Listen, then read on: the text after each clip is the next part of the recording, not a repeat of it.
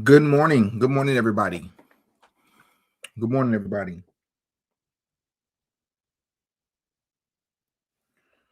All right, man. A few things I want to go over. Um, some very interesting things.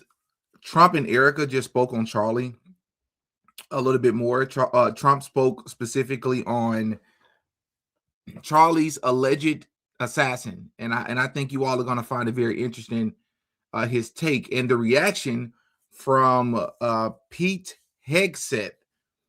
So we're going to be covering that. We're going to cover Erika spoke specifically on Charlie's take on the Iran war. It was caught on camera. So we're going to cover that.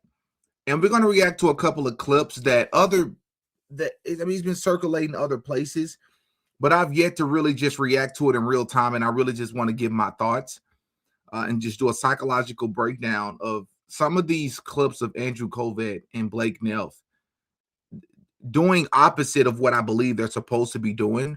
They're causing more damage and hurting their cause more than they believe they're helping.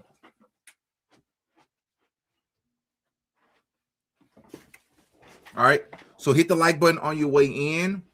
And with that, we're gonna go ahead and hop into the first clip because this is absolutely wild. This is Donald Trump. One of the reporters asked him about Charlie Kirk, but specifically about Tyler Robinson.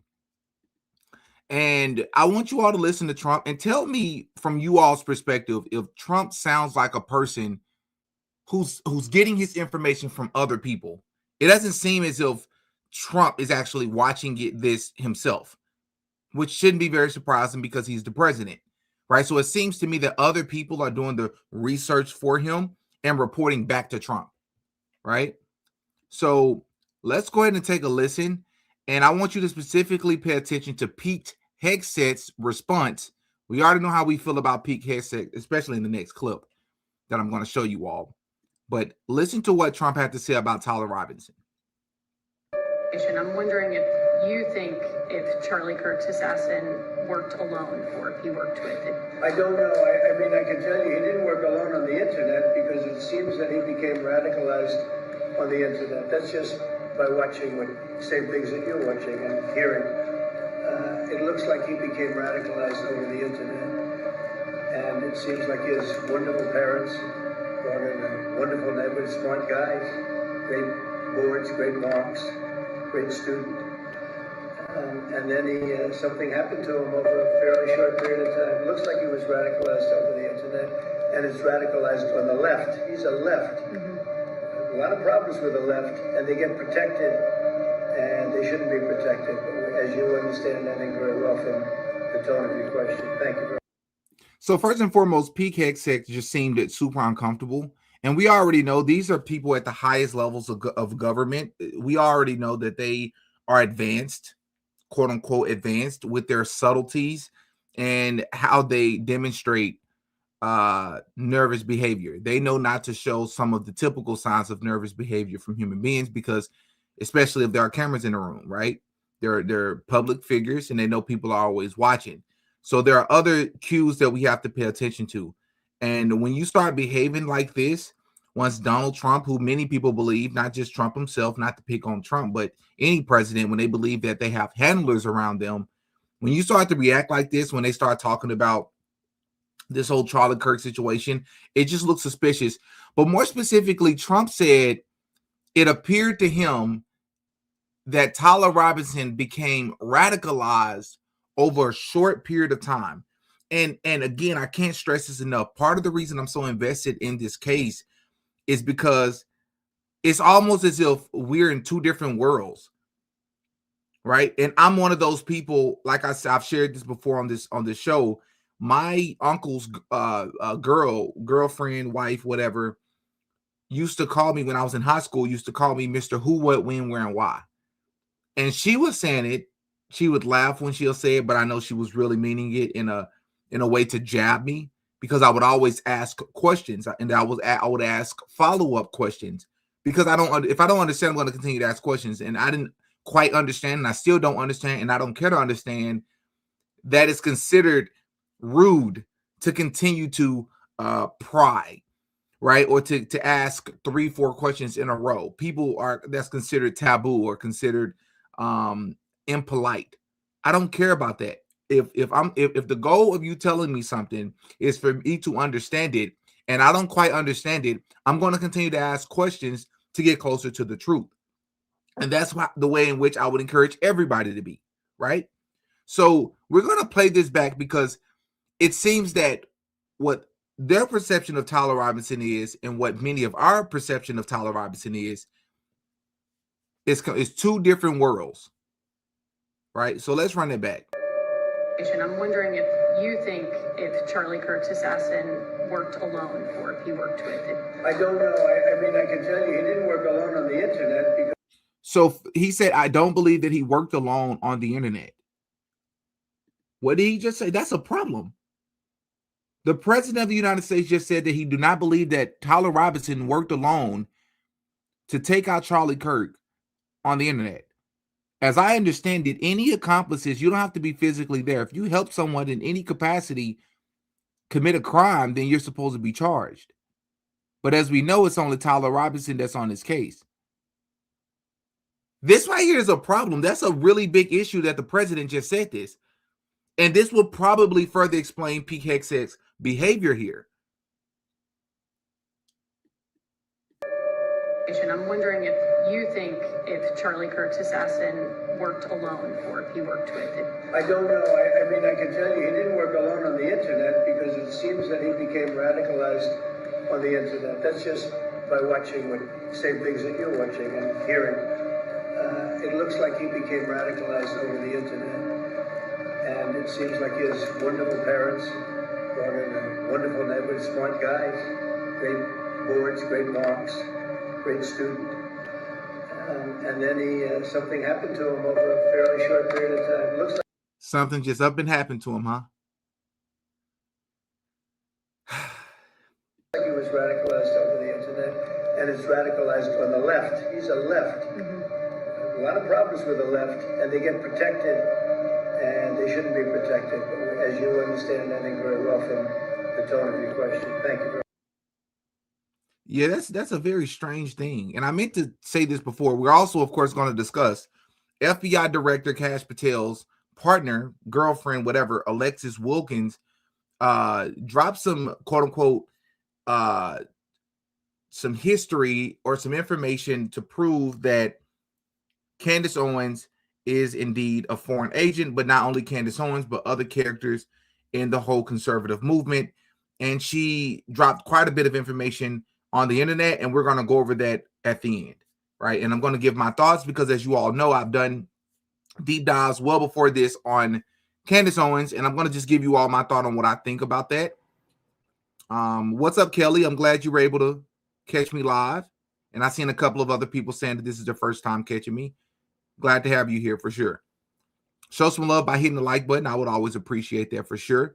Quite a few things for us to react to today, and as always, I always want you all's feedback because we're figuring this stuff out together. I'm not doing lives every day just so I can speak to you all, just so I can make a couple of dollars on YouTube. It's because we're trying to figure this out, and every bit of details matter. All right. But while we're on Trump, I want you all to take a listen to what Trump said about the Iran war. We've covered the Iran war several times over the past couple of weeks. I want you all to take a listen to what he said and tell me if this is not one of the most embarrassing and flat out demoralizing clips that you can ever hear from a president, let alone the president of the free world. Listen to what Trump said Pete Hegseth's response was after he announced that he's thinking about ending the war. You know, the only two people that were quite disappointed, I don't want to say this, but I have to. I said, Pete and General Raisin Kane, I think this thing's going to be settled very soon. Here they go. Oh, that's too bad. Pete didn't want it to be settled. It's these guys are doing a great job. That's a good attitude, though, Tom, right? Wait. Pete Hegseth is the Secretary of Defense. He works under the Department of Defense. not of offense, which means you assert, of defense, which means you only do when necessary to protect yourself. The president said he don't want to admit this, but he has to. The Secretary of Defense seemed disappointed.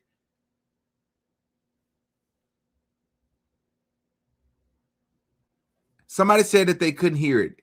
Here, I'm going to play it back.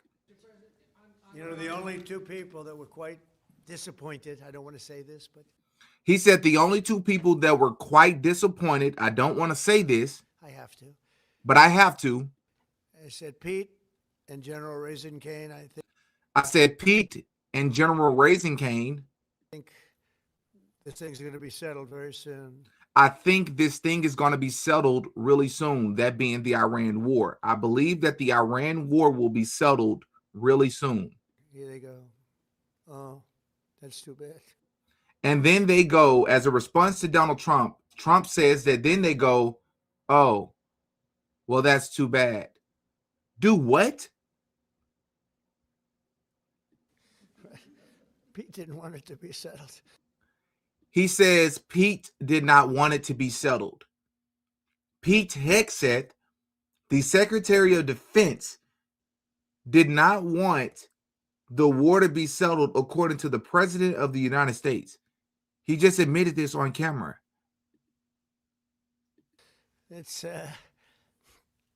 these guys are doing a great job. It's these guys are doing a great job, is what he said. A good attitude though, Tom, right? I'm legitimately curious what you all think. Could explain the reason why, number one, the Secretary of Defense could openly demonstrate this sort of reaction where the president, to the point where the president noticed it, recognized it. But number two, why would the president, I say the president, we know Trump typically is loosed by the mouth. Is it possible that Secretary of Defense Pete Hegseth could know something about the implications, the consequences, aftermath, or after effects of ending this war specifically at this time? Is it possible that he could know something that we don't?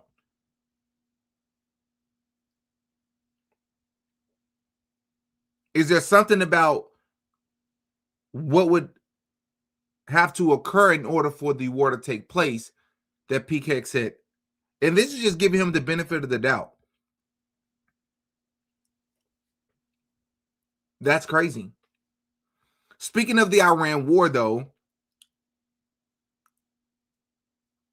he is that's a very interesting term I haven't heard before. He's a messianic accelerationist.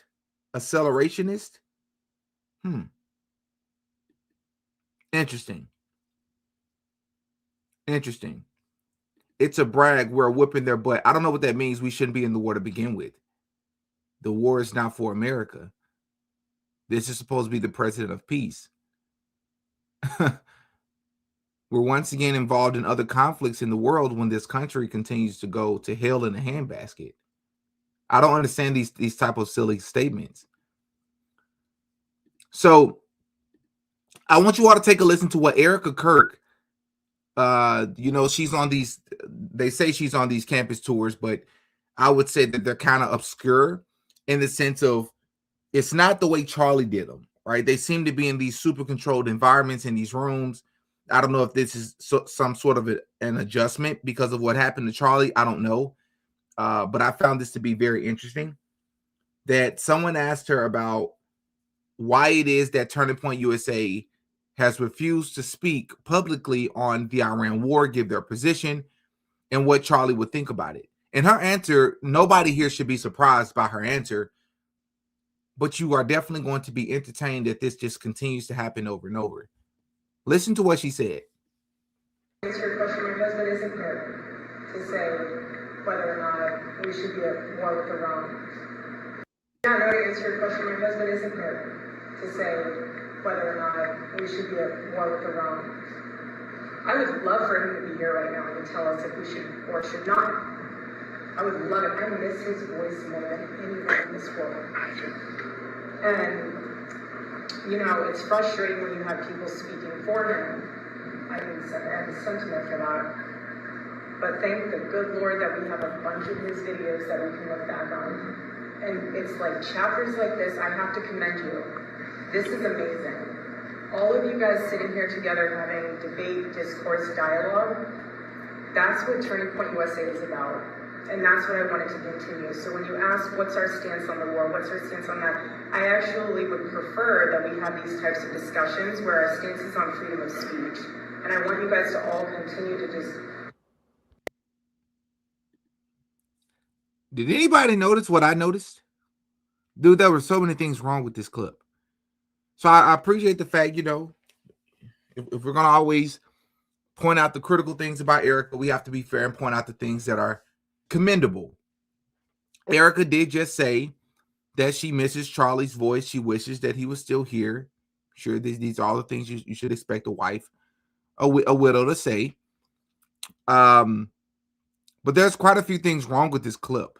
Let's start it back from the beginning and break it down.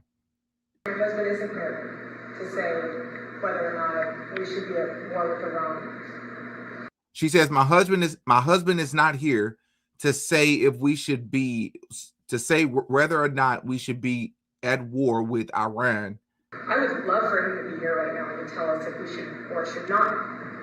I would love it. I miss his voice more than anyone in this world. And, you know, it's frustrating when you have people speaking for him. I have a sentiment for that. She says that she misses his voice. She wishes that he was still here to say if we should or should not be at war with Iran. The beautiful thing is that we have many clips. She's going to get there in a moment. But she says she really hates that people are speaking on Charlie's behalf. And then she goes on to say, I quote, I think I have a sentiment for that, end quote. But thank the good Lord that we have a bunch of his videos that we can look back on. And it's like chapters. She said, but thank the good Lord that we have many of his clips to look back on. This is so weird. It's confusing to me. Lady, the clips that you're referring to are your husband. Yes, there are multiple clips and tweets of Charlie Kirk speaking about how Iran is ran by the Islamic, like he said critical things about Iran before. He's also agreed with Donald Trump, and he agrees with the rest of us that they should not have a nuclear weapon capable of reaching and targeting America. Here's the problem. There are way more clips on the internet of your husband specifically saying that we should not be involved in Iran. We should not be involved in the Iran war. He specifically said in one of his clips, let me find it. He said that it is one of the most catastrophic decisions that America could ever make, and that is to go to war with Iran. Let's see, Charlie Kirk on Iran war. There are so many clips of him saying similar things, such as this. Here it is. This is a great example. This is one of the clips. Let's listen to what Charles. She says, "Thank God that we have these clips." I agree with her. Let's go and listen to what Charlie Kirk said, her husband, about the Iran war. Let's do some updates about Israel and Iran and potentially the United States. On one side is the Lindsey Graham, John Bolton types, where they are actively calling for regime change. Look at the date of this, by the way. June 17th, 2025. Here is Lindsey Graham. This is just lunacy. He's this kind of analysis is not helpful. This kind of approach, this kind of argument, it has nothing to do with nuclear weapons at this point. This is now that we want to go all in and take out the regime. It's time for us to close the chapter on the Iranian Ayatollah and his henchmen and start a new chapter in the Middle East. That is one of the most damaging clips online. For Erika Kirk to reference the fact that her husband has clips online when she refused to speak out against. She's the CEO now. She's refusing to speak out against this war that the president almost seems proud to be a part of, even though it's going to have a drastic. It's alleged, right? It is purported that it will have a massive impact on the economy, which it takes a while for the ripple effects to be felt by the American people. But they say that this is supposed to be felt within the next year, if not just a few months. Why are you not speaking out about this, Erika Kirk? This is what your husband is saying, man. And this is important because this is bigger than Erika Kirk, who's guilty and what really happened to Charlie. Why what happened to Charlie is also important. And we all have heard part of what the speculation is, and that is he was heavily against the Iran war. Well, this is what this man is saying, and he said it's no longer about a nuclear weapon. We all know that. We all know that. As a matter of fact, I just remembered a tweet, but we're going to run this back. Listen to what he says here. Argument. It has nothing to do with nuclear weapons at this point. This is now that we want to go all in and take out the regime. It's time for us to close the chapter on the Iranian Ayatollah and his henchmen and start a new chapter in the Middle East. And that sounds good, doesn't it? But what have we learned when it comes to wars, and especially wars in the Middle East? What you draw up on a whiteboard rarely happens. Wow. What you think theoretically is going to occur, there might be unintended and unforeseen consequences, especially when you're talking about a country 2.5 times the size of Texas. Wow. It has 90 million people and was an ancient and great power with well over a dozen ethnic groups. You have underground Christians. You don't really have many Jews left in Persia, but also you have secular younger Persians. Who's going to run the country exactly, Lindsey Graham? This sounds like Hillary Rodham Clinton in Libya. So I'm pointing to the first extreme right now, the neoconservative extreme. We must go take off the head of the snake right now. Play cut 285. Be all in, President Trump, in helping Israel eliminate the nuclear threat. If we need to provide bombs to Israel, provide bombs. If we need to fly planes with Israel, do joint operations. But here's the bigger question. Wouldn't the world be better off if the Ayatollahs went away and replaced by something better? Wouldn't Iran be better off? It's time to close the chapter on the Iranian Ayatollah and his henchmen. Let's close that chapter soon and start a new chapter in the Mideast, one of tolerance, hope, and peace. Okay, that sounds good, but that's pathologically insane. I'm sorry, it is. How do you know it's going to be better? Yeah, the Ayatollah is awful, but maybe he's one of the few guys that can keep that country together and not have a 90 million person civil war. Lindsey Graham is so consistently out of his mind, it's hard to even comprehend. Iran is hugely diverse. It is a massive country. Do the people agitating for war even know that? Because be clear, regime change is war. Just to understand, regime change is not like changing the head coach at the Chicago Bears. All right. It's not how it works. It's not like a clean transfer. Typically in the Mideast, it's very messy, creates a quagmire, and then there is civil war. Do you understand how large Iran is? It's massive. It's a very big country. It's mountainous. It makes Afghanistan and Iraq look like a cakewalk. Just look at this beast of a country with all the different regions, all the different dialects, if we could put that up on screen. And then you have a major refugee concern of Mohammedans that will come to Europe and endanger more Christians and Jews, and Mohammedans that will come to America. No, that is wrong. So that is one extreme. The other extreme is one that I have deep respect and reverence for, because I actually think if we had that other extreme, we would not have invaded Iraq. This other extreme is philosophically important. It's important to consider, and that's the Ron Paul extreme. And I love Ron Paul. Ron Paul is awesome. I would have Ron Paul on the show regularly. He is a hero because Ron Paul had the courage to challenge old sacred cows of the Republican Party. He made people defend the indefensible.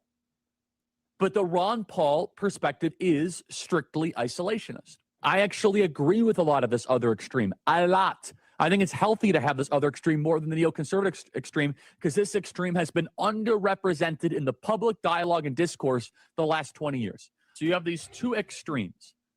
I honestly don't think the neoconservative extreme needs to be represented philosophically anymore. It's uninteresting to me.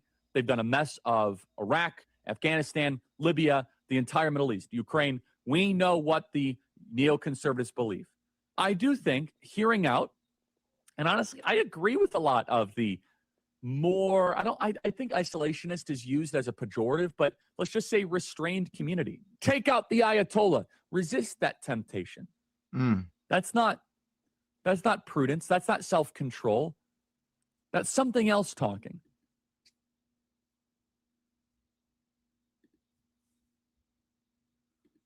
He said, listen, when Charlie was alive, or when he was around, however you want to refer to it, I 100% disagree with Charlie when it came to Israel. I think most of us did. In fact, I grew this disdain for Charlie, and I had began to really dislike him quite a bit. That's the truth. But one thing I never took away from Charlie was this right here, and that is his ability to articulate and do the research. The man was well more informed than I was on a plethora of different topics, and I respected him for that because I learned from Charlie when I listened to him. The man did his research, right? And as critical as I was of Charlie just 7 months ago, Charlie Kirk does deserve credit for speaking out against certain taboos of the Republican Party, especially of the neocons. I 100% respect him for that quite a bit. But this you can't take away from him. And it's moments like this that made it extremely clear, at least for me, that this was truly a person with presidential aspirations, presidential potential, 100%. Not just because of his how informed he was, how involved he was, but how well he could articulate these things, right? What is Erika Kirk talking about here? This is what your husband said. This is not, because it's one thing to just say, I disagree. I disagree that we shouldn't go to war with Iran. This man gave so many different reasons as to why we shouldn't do it, including the fact that this is not about a nuclear bomb anymore, a nuclear weapon anymore. This is about a regime change, which in Charlie's words is not as simple as changing the head football coach for the Chicago Bulls. As controversial as some of the head coaching jobs can be in professional sports, it's always a smooth transition. There may be some friction, some confliction with the head office or with the players, but the transition itself between coaches is usually pretty straightforward. You don't go from that to this. You don't go from what Charlie just said to what Erika is saying. She just referred to Charlie Kirk's clips as if they aren't available. Again, Charlie Kirk just made it explicitly clear that this is not, and this is so sad, bro, because look at where we are now. If we don't see the causation, don't always mean correlation or connect to correlation. I get it, or correlation doesn't always mean causation, but the fact that the situation happened on September the 10th, Charlie was speaking about the Iran war before and said that it will have drastic impact on this country, especially economically, and it could impact the Middle East as well, because who's going to govern that 90 million people, right? Who's going to prevent them from going into a civil war? This was part of the frustration for me. And when he hit the nail on the head, for me when he stated, this is a regime change war. And they're lying to us, stating that it's not. And it reminded me of a tweet that I saw yesterday by Elizabeth Lane. These are her words, not mine, YouTube. That's how I'm going to put this. She says, 9/11 was an inside job. John Kennedy was unalived by the CIA. Israeli government knew about the October 7 attacks before they happened. 80% of so-called lone crazy school of public shooters in the U.S. are not random. It's intelligence work. COVID was created in a lab and was absolutely intentional. 90% of Westerners are mistaken about Stalin, and many are mistaken about Mustache Man from Germany and who these two really were. Jay's people were persecuted and unalived for real, but 6 million is a made-up number. Vietnam, Iraq, Afghanistan, Libya, and Iran were all wars of choice, not self-defense. The CIA is not working for the American people. The deep state is real, and its members are self-appointed. You do not know their names. Charlie was unalived by the deep state. The cabal is winning. The only country that matters now to wake up, protest, and change is the United States. These are her words, not mine. The first question that I would have is, how many of the American people do you all believe thinks this way? How many of the American people, how many of us believes just what she believes? I go a step further. One of the most important parts of this entire tweet, I believe personally, is the last part.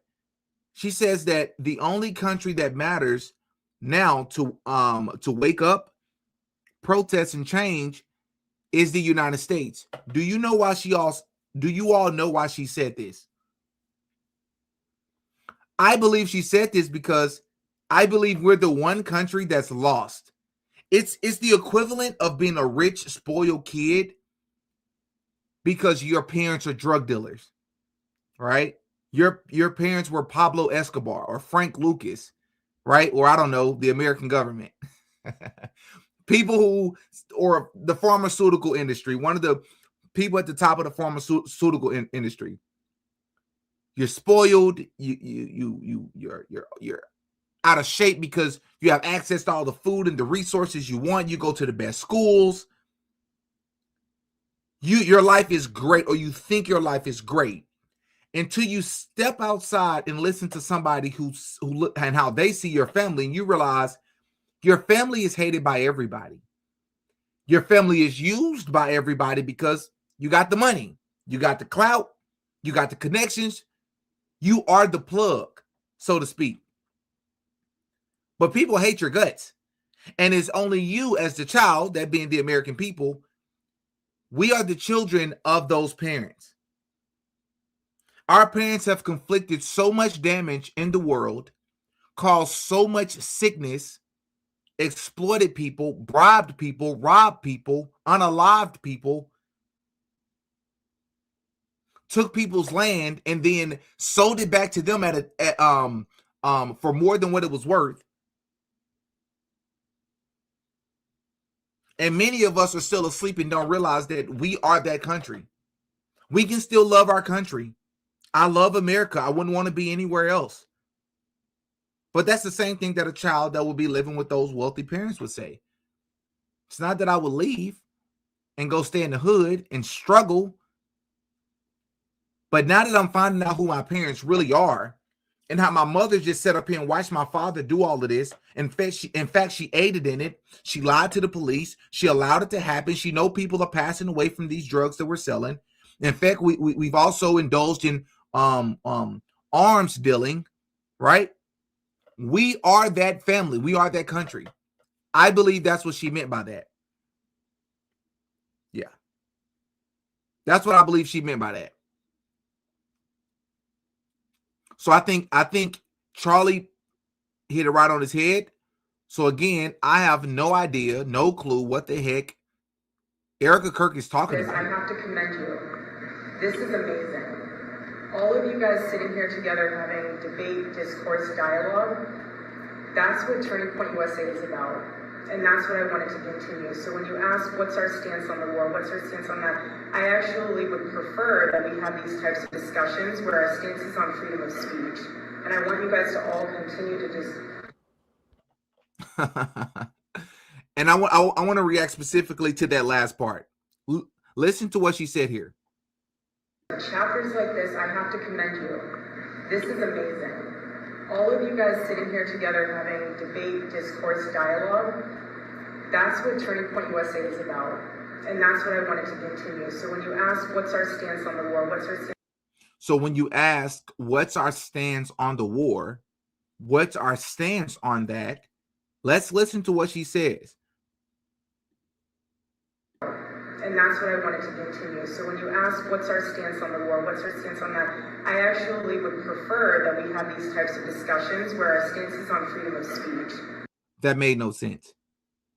That was a filibuster word salad. She says, so when you ask, what's our stance on the war? When you ask us, what's our stance on that? I actually would prefer that we have these type of discussions. I actually would prefer that we have these types of discussions where our stance is on freedom of speech. That is a non-answer answer. That's a Kamala Harris answer. Erika Kirk is Kamala Harris. That was a Kamala Harris answer. This is on freedom of speech.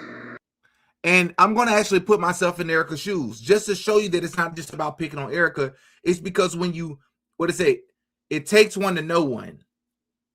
When I was in the politic world just a year and a half ago, and I was going to the Capitol, and I was doing legislative advocacy work with all these legislators, I would be in the room with my supervisor. I didn't understand half the stuff that was being talked about. I had never heard some of these phrases before. I didn't quite understand how policy worked, right? How the ins and out worked.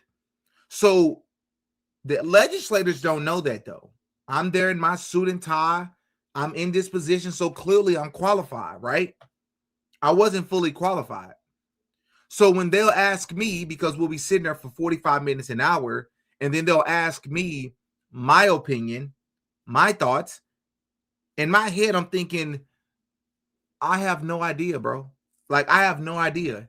I just want the world to get better. But if you're talking about when it comes to the granular conversation, right, the granular policy discussion, I don't know. So then I'll start filibustering to try to sound smart.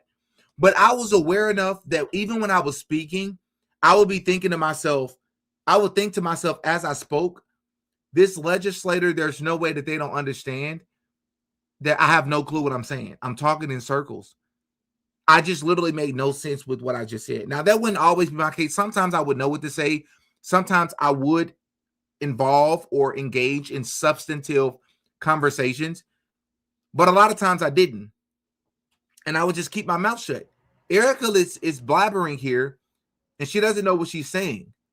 So when you ask what our thoughts are on the war, our stance on the war is that we actually believe that we should do more of what we're doing right now on freedom of speech. What does that mean? That made no sense.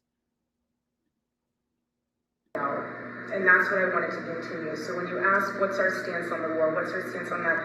I actually would prefer that we have these types of discussions where our stance is on freedom of speech. And I want you guys to all continue to just... That made no sense. That is so funny. Okay. So now I would love to respond to Blake Neff. I believe I may have said something to him on Twitter. I did. But I haven't officially responded on YouTube. And I want you all to react with me to this clip of Blake Neff, who went off on everybody, for all of us, and I included myself in that, for engaging in conspiracy theories about what happened to his friend and his boss, Charlie Kirk. Let's take a listen. There is a murder weapon that was found near the site of the shooting. It was owned by Tyler Robinson's family. Given to him by his grandpa. Of the caliber used to shoot Charlie. It has his DNA all over it. All over the casings. They release a photo of the shooter. They are not able to find him otherwise. Tyler Robinson's parents see that photo and think, that looks like Tyler. They begin asking him things like, where is your, I believe it was his grandfather's gun. Mm-hmm. They start asking him this. Tyler Robinson starts talking like he might kill himself. They get a friend of the family to sit down with him. He admits that it's him. So there's so many lies in what he just said. First and foremost, half the things that he just said are not confirmed. I'm going to say it again. Half the things that Blake Neff just said are not even confirmed. Blake, don't you care about the truth? Why would you just blabber things that you don't know to be true? In this country, everybody's innocent until proven guilty, brother. You're just up here blabbering lies about this person, and it hasn't even been confirmed. Newsflash. Tyler Robinson did not turn himself in, bro. And even if he had turned himself in, or even if it had been reported by credible sources that he had turned himself in, the problem is, or one of the additional problems is, the footage. The freaking footage of him turning himself in no longer exists. Well, isn't that convenient? Right? Another news flash. He did not confess to his parents. That's been debunked so many times. Why are you saying that? Another problem is that the weapon that you're talking about they found, do you even care about the details of this case? Do you even care about why there's a group of us that have religiously made video after video about the details of this case? Because this is it's obviously a blatant lie, and people like you that are the closest to Charlie that's using his show. Why don't you start your own show, dude? Why are you using Charlie Kirk's name and Charlie Kirk isn't present? That's weird. Start the Blake Neff show. Start the Andrew Kovett show. Why do you have a freaking, that makes no sense. You people are not how are you his friends, bro? Either you all are on the whole psyop and Charlie Kirk is truly alive, or you all are just trying to actively cover up what truly happened to this dude. Maybe you're in fear for your life, or what? I don't know what it is, but it's clear to us, dude, what you're doing here. You just spewed a bunch of nonsense. Get him to drive up to Orem and turn himself in. His parents helped him turn him in. And we run into people who say that that didn't happen or that's fabricated. There's digital confessions. There's digital confessions, but also his parents are out there. They have never stepped forward and said this is a lie. They could easily do that. It would be trivial to do that if it was the case. Bingo. This is the part I've heard nobody address. Did you all just hear what he just said? Can anybody tell me? I'm going to turn the chat on. Can anybody just tell me what the biggest issue is with what Blake Neff just said? I'm going to repeat it to you. He says Tyler Robinson's parents have not even come out and disputed any of these claims. That will be good if they were to do it. Let's instead of me, let's just run it back.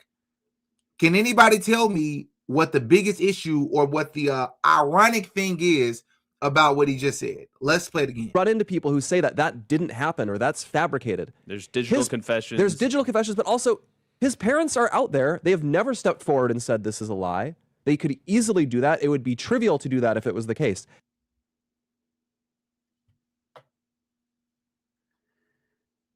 Let me tell y'all, I haven't seen anybody that said it yet. The ironic thing about what Blake Neff just said is that it is the very thing that applies to them. Andrew Kovett, Blake Neff, Mikey McCoy, especially Mikey McCoy, the fantastical extravaganza, mythical Mikey McCoy, and Erika Kirk. Literally everything you just said applies to them, right? It would be trivial. Let me take your word, Blake Neff. It would be trivial if you came out and you actually addressed the very things that are lies. The very things that have no answers to them that you all claim to have the answers to. Erika Kirk, why won't you confirm or not where you were the night before? Why won't you just confirm to the public where you were the morning of? Andrew Kovett, why won't you confirm what plane you flew on to get to Utah? Why won't you confirm who it is that you flew with? Blake Neff, why won't you confirm exactly what it is that you saw in great detail, because you've been found in some inconsistencies yourself? Mikey McCoy, oh my gosh.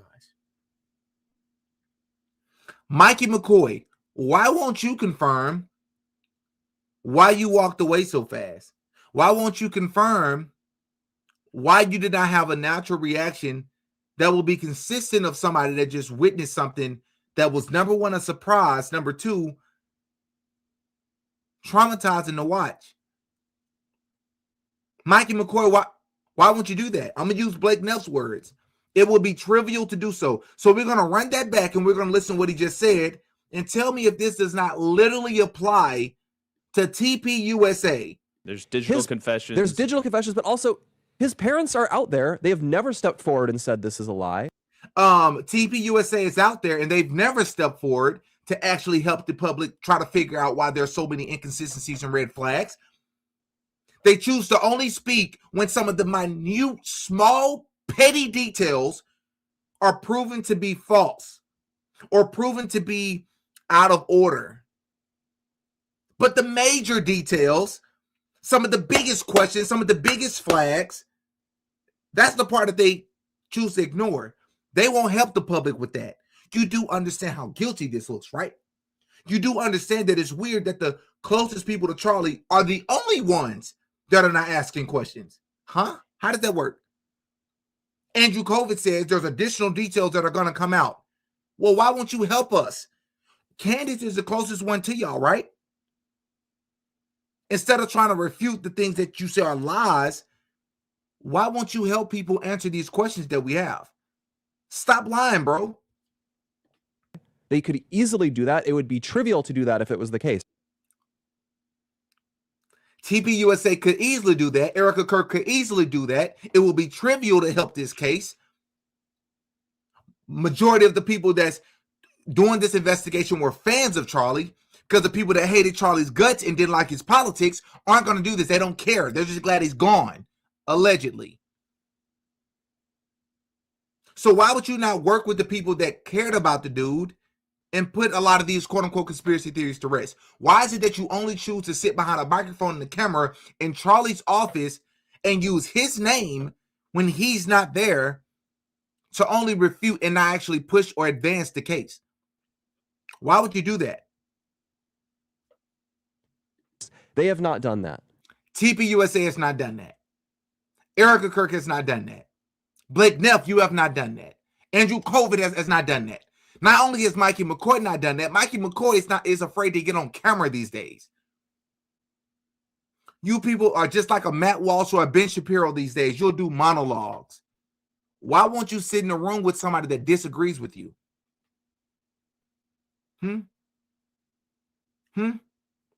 Is it because you're afraid that you'll mess up and slip up and say the wrong thing?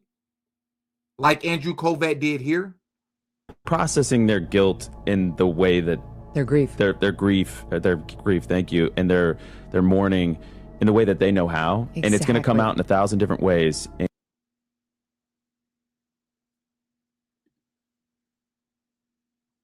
Wait, what'd you say? They're processing their guilt in the way that their grief, thank you, and their mourning in the way that they know how. And it's going to come out in 1,000 different ways. Where I'm from, some people, maybe not where I'm from, where I went. That's funny. Where I'm from, they wouldn't even use this term, but where I went, which is to college, I believe they will call this a Freudian slip. I believe this would be called a Freudian slip. People make mistakes, and they can be harmless mistakes. This was a different one. They're processing their guilt in the way that their grief, thank you, and their mourning in the way that they know how. And it's going to come out in 1,000 different ways. No, that's not even how. Yeah, okay, whatever. All right, well, yeah, whatever. That's no. His parents turned him in. That is the most obvious piece of evidence in the world that nothing can argue around. His parents did not turn him in, bro. Where's the proof of that? It's like, this is what makes it even more weird. Let's say his parents turned him in because they believed that his son may have had something to do with it. Do you know who Tyler Robinson was working with? Do you know if Tyler Robinson went through MK Ultra? Do you care about who may have placed him through MK Ultra? so that he can do this? I don't even believe Tyler Robinson did it. Don't you care about the footage of him getting onto the roof? You said that the FBI released images on television and the internet of what the person looked like. His parents, Tyler Robinson being Tyler Robinson's parents, believed it to be him.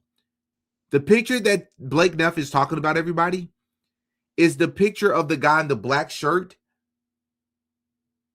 with the eagle on it. That does not look like Tyler Robinson. It's pretty clear to me that that's not Tyler Robinson. But furthermore, the person that picture, the person does not even have a gun in their backpack. That's what the story is. Blake Neff, why don't you talk about that inconsistency, bro? And some people are so obsessed with these same conspiracies that they concoct for every other thing that ever happens. And so they have to shove it into this one too, because they care more about their conspiracy theories than about the person who murdered my friend facing justice. I'm just going to say this. This is not the most Christian thing to say. It's not the most nice thing to say. I get it. I own it. I deserve any little bit of pushback. Fair. Blake Neff, I've noticed a pattern at TPUSA. Blake Neff, Andrew Covett, I would even say Tyler Boyer, and definitely Mikey McCoy. They talk like women. I'm not going to say that they're homosexual. I'm not saying that. Why do they talk like women? They talk like women to me. And they're doing the things that definitely women do. It's just a fact. This is a very common thing with women. When a group of women get together, or when couples get together, that being both the man and the woman in the relationship. But I rarely ever see two men do this together when they're talking, where they're constantly looking at each other for like assistance, or to see if the person want to add something to what they said, or to look for some sort of cue to not say something or to not keep going. Why do they keep looking back and forth? Like, dude, you're a man. Stand up straight, say it with your chest. Look into the camera, say it with your chest. You're like, yeah, and my friend, and what is that? That's weird. That's weird, dude. For every other thing that ever happens. You don't even seem emotionally driven by this. You're just loud. Blake Neff, we can see through you, bro. And so they have to shove it into this one too, because they care more about their conspiracy theories than about the person who murdered my friend facing justice. I am fed up with it.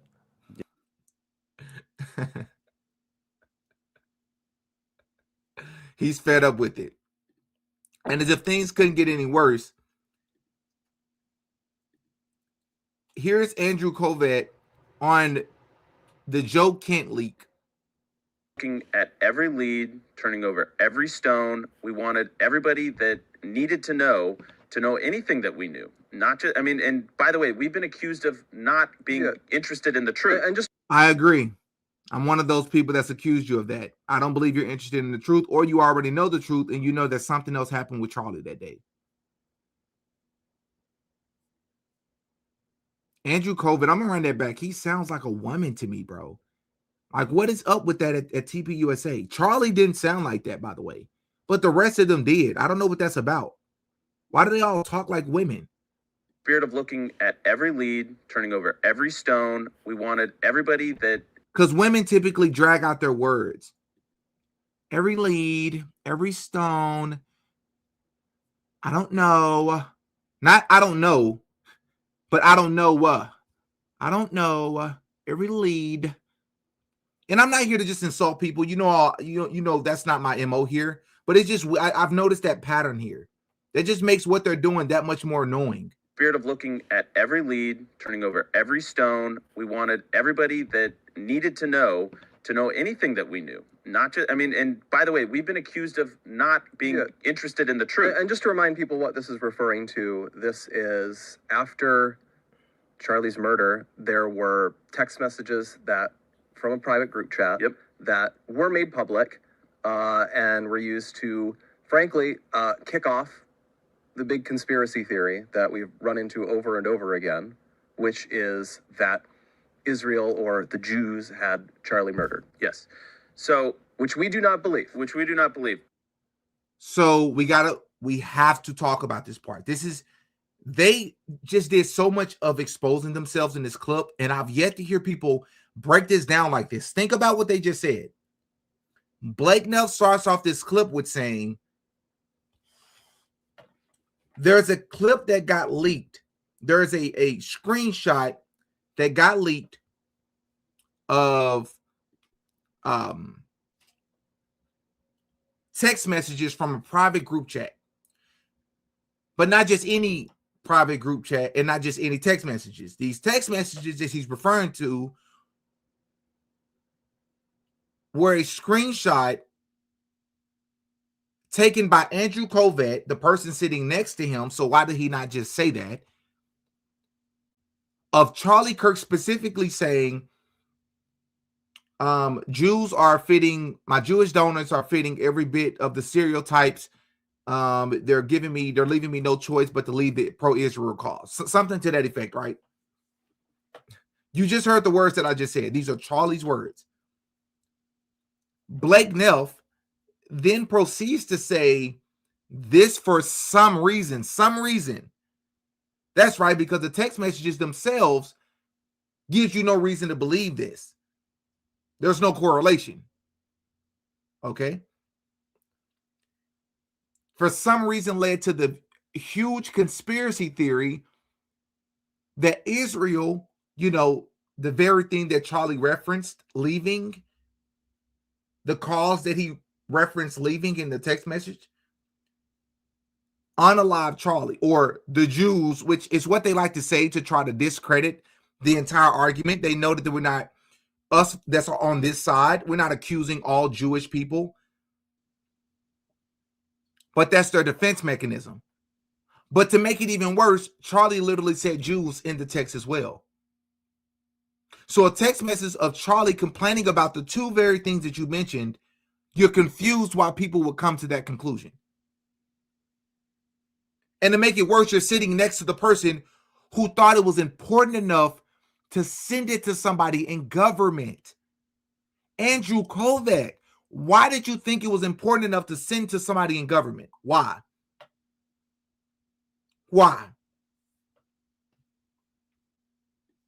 Let's run that back. Spirit of looking at every lead, turning over every stone. We wanted everybody that needed to know anything that we knew. Not just, and by the way, we've been accused of not being interested in the truth. And just to remind people what this is referring to, this is after Charlie's murder, there were text messages that from a private group chat that were made public and were used to, frankly, kick off the big conspiracy theory that we've run into over and over again, which is that Israel or the Jews had Charlie murdered. Yes. So, which we do not believe. Which we do not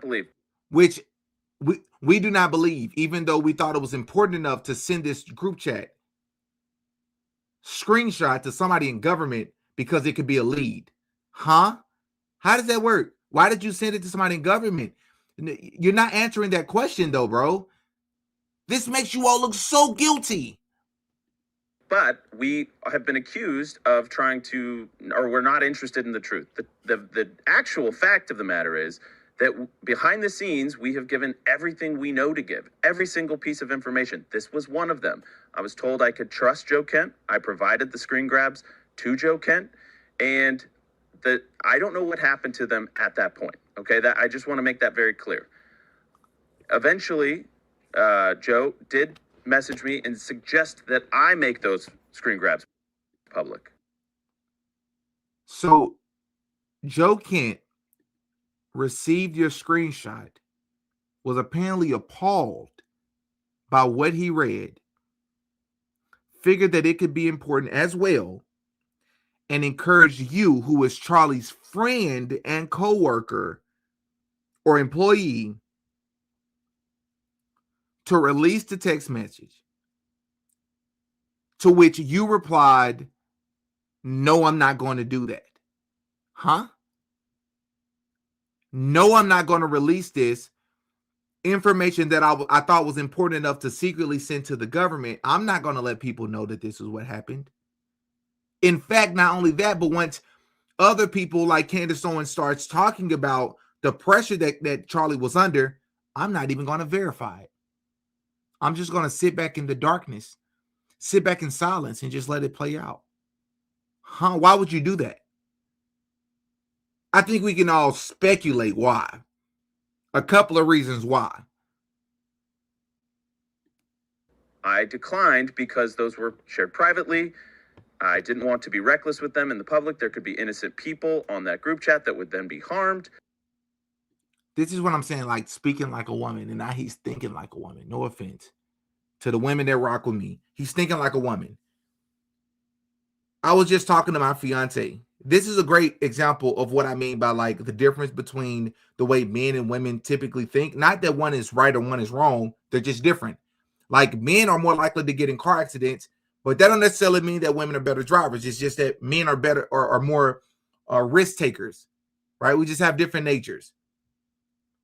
I was just talking to my fiance, and she's on a trip right now, and she was going into an aquarium, and she chose not to take her book bag into the aquarium. And I said, why not? She said, oh, because they don't allow that.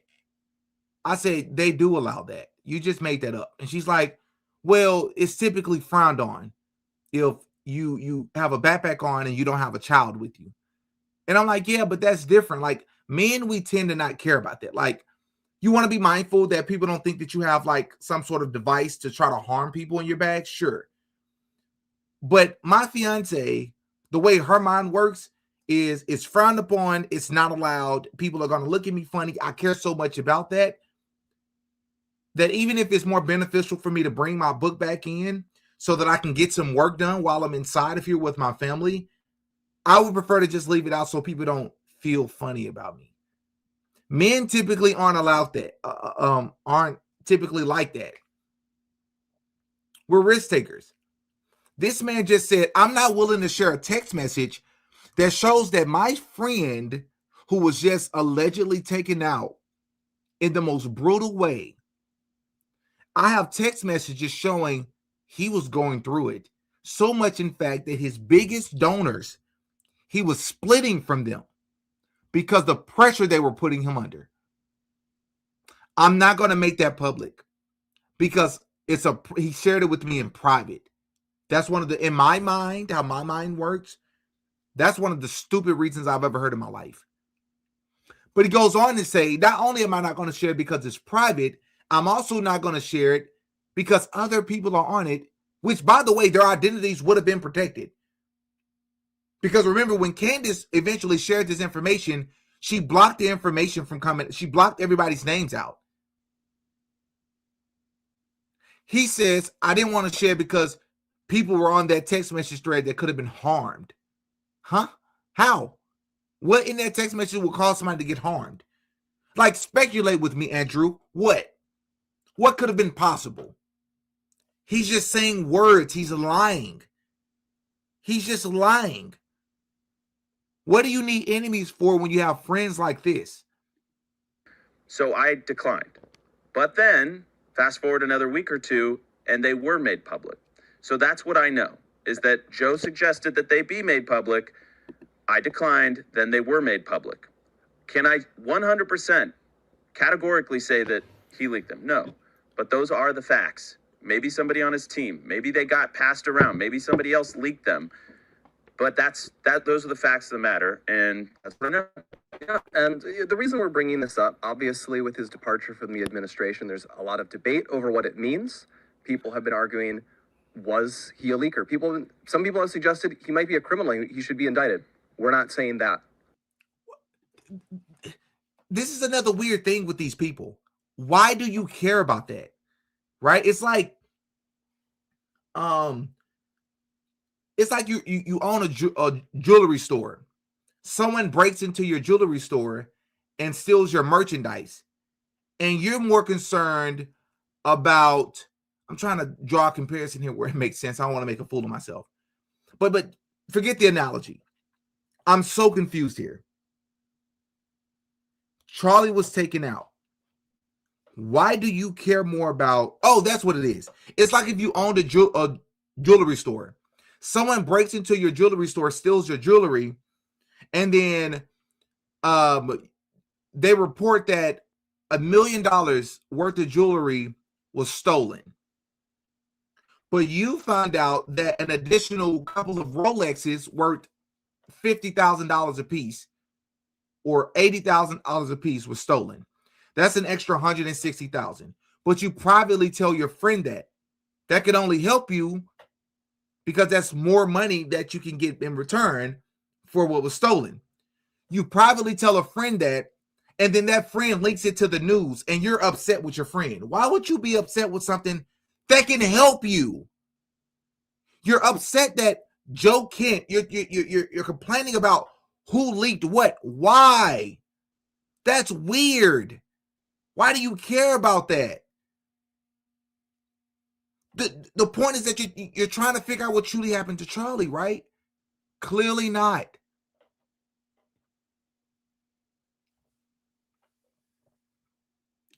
But this has come up, and He's getting tossed around with this as if I did something untoward. No, I don't regret any of it. I regret that they were leaked. I was told that I could trust them. I told that it was private and it would be guarded just to look into any possible leads. And by the way, we did that with a bunch of different things because we want the truth to come out. No, you don't. Allegedly. No, you don't. Okay.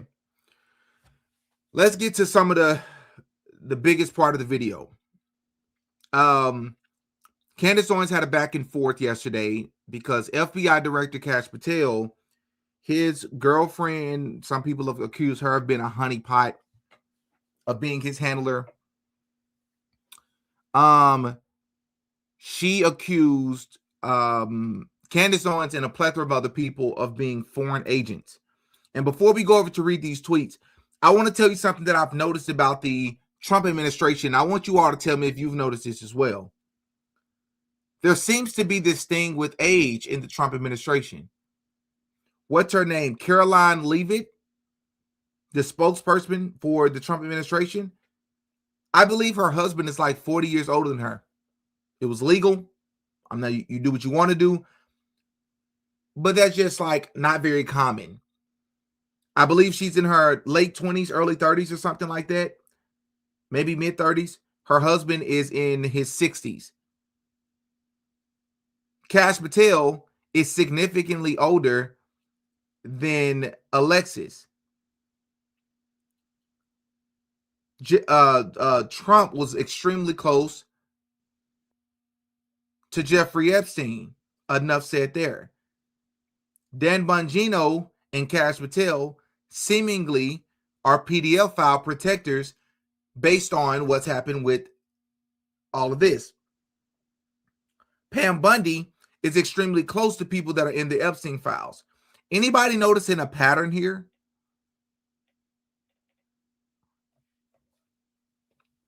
I am. So let's go over here and read these this information that Alexis Wilkins shared about Candace Owens. Pretty big deal. Let's see if it has any credence to it. All right, she says, a foreign-linked influence network has been running coordinated operations against the Trump administration for 22 months. I know it's real because they ran one against me. I was targeted in something I knew was far from organic. This level of media is isolating, unwanted, and unwarranted. There was nobody to help, nobody to jump in and say, this is a false op and help me. Well, I don't believe in problems without solutions, so I've spent the last few months learning to build programs to utilize publicly available information to prove that this is way bigger than me. This is about creating chaos in the Republican Party. It's about the organized effort to lose Republicans the midterms and subvert President Trump's agenda, and I have the data for you to see. Says, in July 2025, I was falsely labeled a Mossad spy in a coordinated campaign designed to isolate an official of the U.S. government by using the person publicly nearest to him, me. Across the full operation, July's events, and others dating back to 2024, 6 chapters, 22 months, the data shows 3.1 million retweet engagements. 80% of all activity was pure amplification. 659 accounts retweeted the same post. Some retweeted 1 second part. When content spreads organically, timing is random. People check their feeds at different moments. They don't retweet the same post within seconds of strangers they've never met. 54 retweets in a single hour at peak. 863,568 total retweet engagement in this chapter alone. That's not a conversation, that's a weapon. So it's clear that she's using ChatGPT just because of the language and the structure of these sentences and the dashes. It's clear to me that she's using ChatGPT. Let's continue. She says the network has a trail. Catholic for Catholics lists General Michael Flynn as current senior advisor on their own website. Flynn is the anchor of a digital infrastructure that has been repeatedly activated at every major Republican fracture point. Over 22 months of documented data. The same accounts appear at every chapter. This network does not rebuild between deployment, it stays ready. So, yeah, I mean, she's repeating data points. I'm not understanding how this is relevant, though. She says here, 10 days before the Butler assassination attempt, Ivan Raiklin, former Green Beret, former Defense Intelligence Agency, board member of Flynn's nonprofit America's Future, posed directly to Elon and JD Vance, General Flynn would make Trump assassination proof. 166 retweets, 14 tightly clustered time windows. Within 1 second. Okay. She says, Chapter 2, July 2025, a coordinated narrative falsely identifies the FBI director's girlfriend as a Masan honeypot. The origin post from a supplement influencer with 1.1 million followers built through the COVID medical freedom movement gets a labeled inorganic seeming uncommon 20 million views. This is the network's method, anonymous mass deployment, then credentialed amplification. The connection runs in both directions. Retweet.com posted about me. Okay, blah, blah, blah, blah, blah, blah, blah, blah. Okay, she gets to that. She said, September 2025, Charlie Kirk is assassinated. Within hours, Candace Owens publicly attributes the unaliving to Israel, but she didn't do that, though. I'm all for if she actually said or did something, I would agree with you. But this is a lie. She didn't do this. Candace Owens publicly attributes the unaliving to Israel and targets Kirk's widow by name. Again, she didn't do this. This is... Dude, what? She didn't do this, though. Many of the same accounts active in the July 2025 honeypot chapter activate immediately.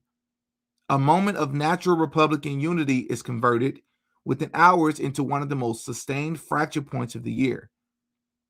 Chapter 4, March 2026, Joe Kent resigns as NCTC director. That same day, Catholic for Catholics, a Flynn-associated organization, announces Kent at their Washington gala. Within 24 hours, Tucker Carlson interview. Within 72 hours, Kent on stage with Flynn and Candace Owens at the Waldorf Astoria. You also forgot here, Alexis, within 36 hours, Joe Kent went on to the Mark Levin show, who is a raging Zionist, Israel first Zionist. He also went on to his show. What about that part? The data across all 6 chapters, 3.1 million retweet engagements. The same accounts that were active before Butler in 2024 are active in the Kent chapter in 2026. So what?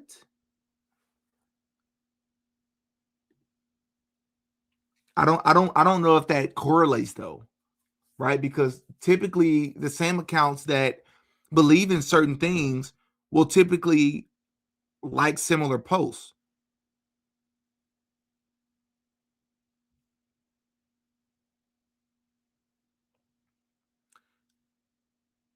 Here she says, what retweet was telling Americans the entire time throughout March? I don't know what this means. The Flynn network was manufacturing the fracture domestically. I mean, she's kind of all over the place right now.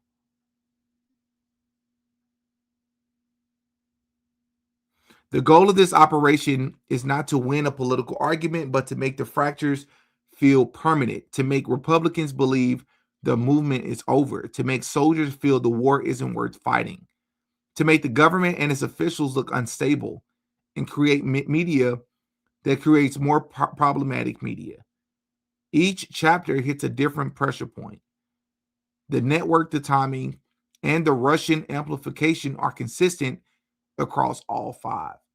That consistency is the signature.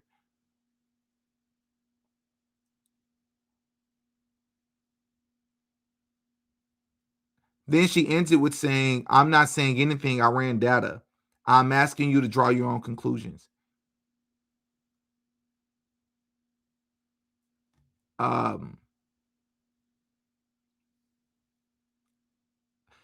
Yeah. I'm not gonna lie. This sounds like a bunch of gibberish.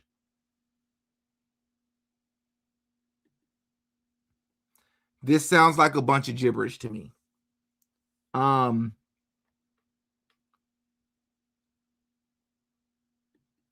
Number one, I don't believe that she ran any data. I believe she went to ChatGPT. I think she put together a lot of numbers, and then she put out this confusing information and tried to create some patterns that aren't actually there. She also left out critical information, and she also lied.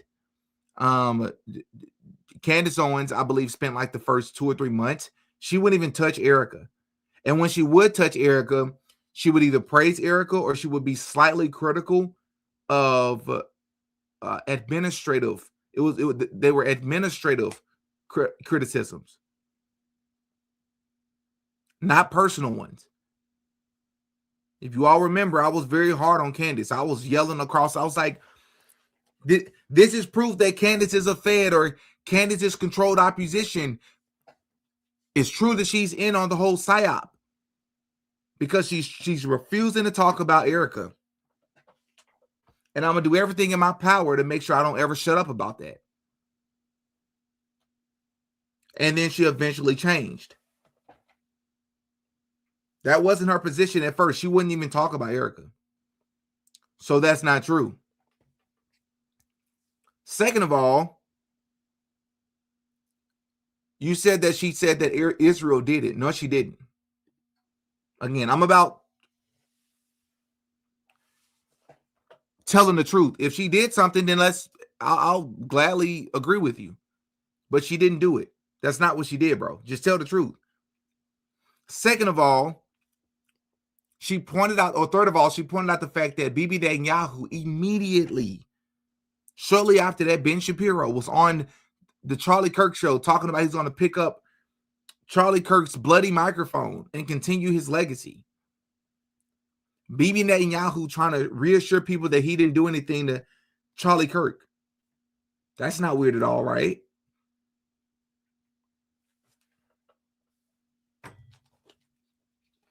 Leaving out the fact that Joe Kent also went onto the Mark Levin show, who is a Zionist. And he's also said that he's open to talking to anybody. Why won't Andrew Kovac, why won't Black Nelf have Joe Kent onto his show? And again, I don't know any of these people. I don't 100% trust any of these people. But that's very apparent. Very, very apparent. Right?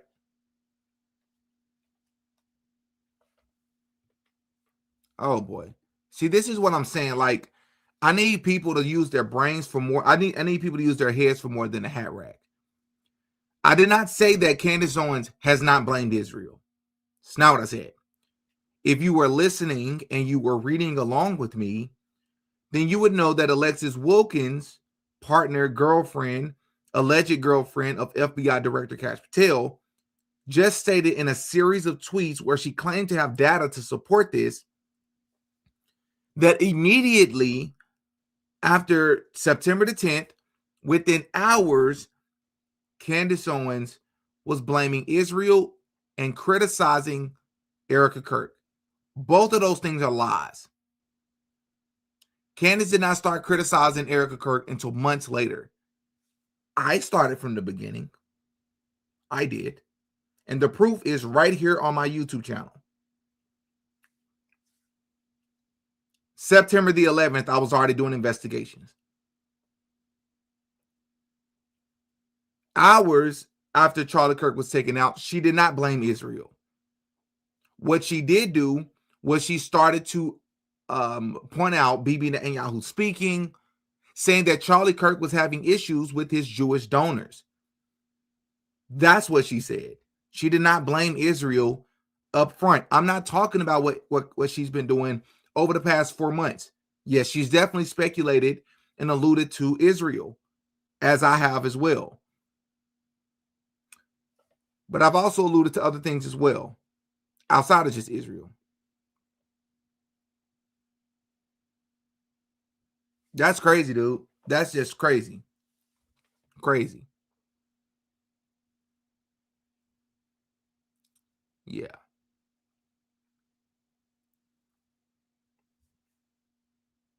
Anyways, yeah. I haven't blamed anybody for doing anything to Charlie, but I have alluded to certain possibilities. Right? Including entertaining the possibility that Charlie Kirk is alive. But anyways, my plan is to go max. That's what I plan to do. I don't plan to stop. No matter what, I'm gonna get to some of you all's comments. Adriana, thank you for the $7 super chat. How can a president be speaking like this? Where's the word allegedly? What happened to innocent until proven guilty? Right. I've never seen anything like this before, personally. It's very weird. It's very strange. Like, for those of you that joined later, she's referencing Donald Trump speaking so freely about how Tyler Robinson. If you needed any proof that there's something else going on here, this is the proof. The fact that everybody is speaking as if the man has been convicted, there's 100% proof. Oh, well, maybe they have access to information we don't have. Really? Really? I can't wait till we see it. I can't wait till we see it. Tasha Johnson, thank you for the $5 super chat. Didi has been changed to the Department of War. Trump changed it. Go look it up. So it's no longer the Department of Defense, it's Department of War. Okay, I see. Well, I guess that would explain why PKX said would want this. Similar to why the head of the pharmaceutical industry would want more sickness. Because their business, they just get more business. But in this particular case, we're talking about, well, pharmaceutical industry is in the same category. We're talking about people's lives, American soldiers. We're talking about the economy being impacted negatively. Crazy. Crazy. Lori, thank you so much for the $100 super chat. Big time. Thank you so much. Didi, Trump is part of the PSYOP. I agree. The war in Iran, Charlie, Candace, all PSYOPs. All the world is a stage. They're all actors. It's up to us to realize everything is fake. There's only one truth, King Jesus. We are in Satan's little season. I'm definitely open to everything you just said. I don't deny everything. I don't deny that it's possible, everything that you just said. Trump, I believe that. Charlie and Candace, I'm still working that out. I definitely have reason to believe that they could be playing their roles too, 100%. I am not shooting that out. It's not a possibility.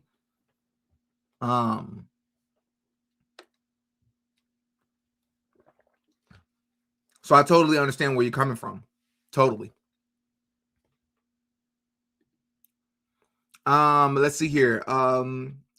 Thank you for the is it Aura for the $10 super chat. Check out the Bullingdon Club. Candace Owens' husband is in it, and it's Skull and Bone style. I'm aware. Thank you so much for the information. I've done a documentary on Candace. I've spoken about it before, about 2 years ago, and we've spoken about that multiple times. I do find it to be suspicious. I don't think that his family, that being George Farmer's family, is just some just random family. I do believe that they're powerful. I do believe that they have clout and rank. And it is interesting that they just so happen to be the family that's attached to Candace Owens, right? That's not something to just look over or sneeze. Other people won't talk about it because they're making money off Candace Owens videos right now, but I'm a fair person. That's what you're going to get with me. I'm a fair person. I'll defend truth, and if that means defending Candace in the process, I will continue to do that. But when it's time to be critical of Candace, I'm going to do that as well. And that's never going to change for anybody.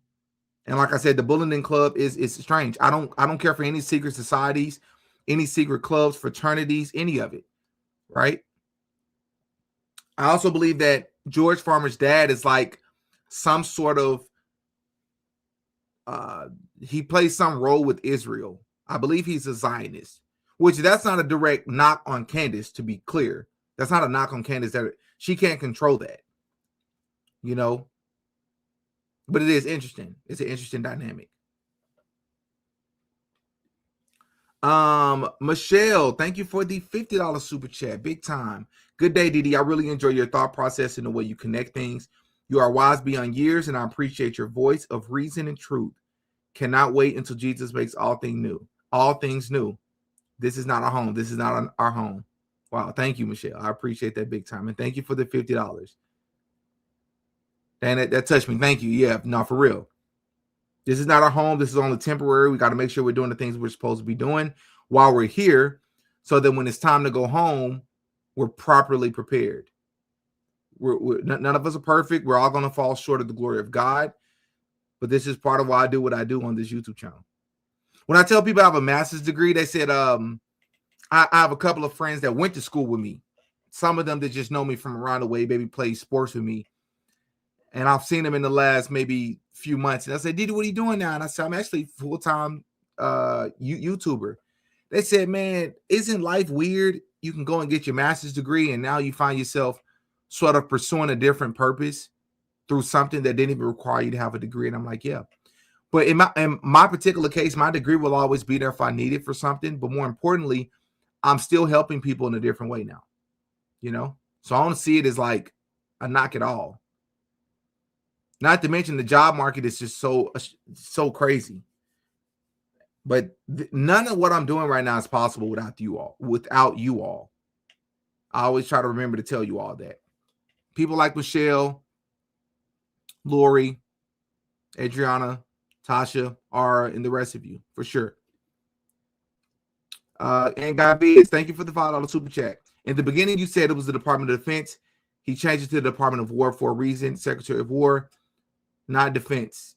The terror. Yep, no, that's fair. As you know now, I definitely corrected it, but definitely I appreciate that. Here go this person again. Erika, tight leather pants, Kirk. Dude, what's up with these people, bro? Why do y'all do this? What up, Didi? What up, man? Y'all are so funny. Tucker CIA, obviously. Thank you for the $2 super chat both times. Tucker CIA, obviously. Tucker, I believe, is tied to them for sure. His father was. He gets heck of clout. He gets support from the algorithm quite a bit. He gets to roam free while exposing the lie. I find that strange. But, yeah. But these are things I've spoken about for sure.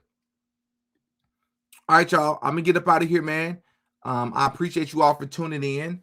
I got an Epstein video that I need to work on. I want to have that out by later today. I wanted to have it out by today. That's still my goal, but hopefully no later than tomorrow. And that's not going to be a live video. I think I'm going to just put that out as a regular video. So stay tuned for that. Please hit the like button. Before you leave, please hit the like button. I would really appreciate it. Link is in the description to the merch store if you're interested in just checking out some things that we have. We have some new things coming. We got March Madness discounts that are coming as well. So I appreciate you all for tuning in, and I'm going to catch you all in the next one. I'm Demetrius. I go by Didi. Peace.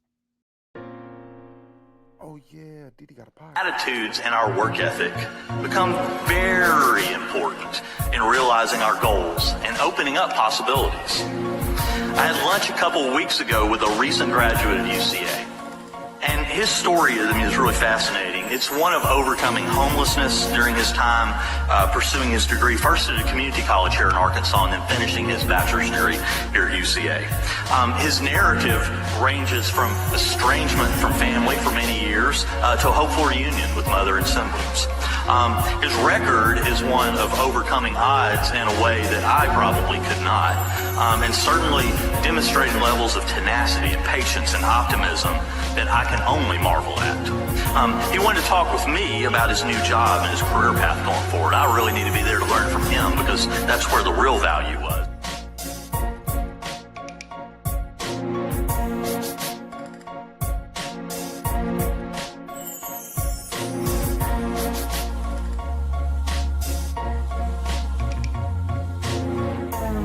Everything I say in this video is alleged. Allegedly. No such thing as a life that's better than yours. Y'all can just repeat after me. I really appreciate it. Alright. No such thing.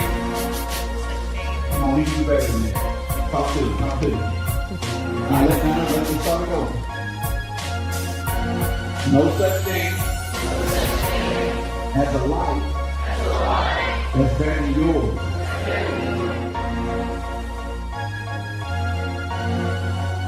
You're worse than the rich white people who are, or the rich white Jews that own these record labels, because they don't even understand these populations.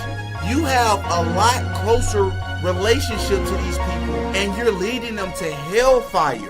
You are leading them in the wrong direction in the name of getting rich and famous. How dare you?